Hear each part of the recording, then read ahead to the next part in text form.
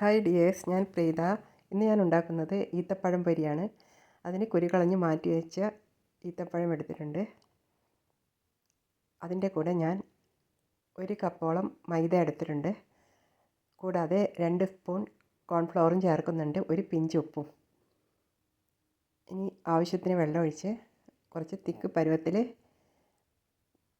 Mix ചെയ്തെടുക്കുകയാണ് മാവ്.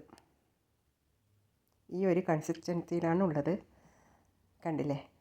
അപ്പോൾ ഇനി ഈത്തപ്പഴം ഇതിലിടുവാണ്. ഇനി നന്നായി കോട്ട് ചെയ്തിട്ട് എല്ലാ ഈത്തപ്പഴം മിക്സ് ആക്കുക. ഇനി ഞാനൊരു പാൻ അടുപ്പിൽ വെച്ച് അതിൽ ഇത്തിരി എണ്ണ ഒഴിച്ചു. എണ്ണ ചൂടായ ശേഷം ഓരോ ഈത്തപ്പഴം ഇതുപോലെ കോട്ട് ചെയ്ത് ഇതിൽ ഇടുകയാണ്. അപ്പോൾ ഇത് ഒരു ഭാഗം വെന്ത് കഴിഞ്ഞാൽ അടുത്ത ഭാഗം തിരിച്ചിടുക. ഏതാണ്ട് നന്നായി മൊരിഞ്ഞ് വരുന്നുണ്ട്.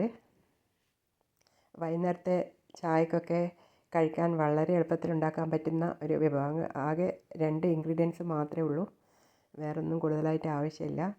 അപ്പോൾ ഇതുവരെ ട്രൈ ചെയ്യാത്തവരൊന്ന് ട്രൈ ചെയ്ത് നോക്കൂ, നല്ല ടേസ്റ്റിയാണ്. എപ്പോഴെങ്കിലുമൊക്കെ ഒന്ന് ഉണ്ടാക്കി നോക്കൂ കേട്ടോ. അപ്പോൾ ഇന്നത്തെ വീഡിയോ ഇത്ര മാത്രം. Okay, bye.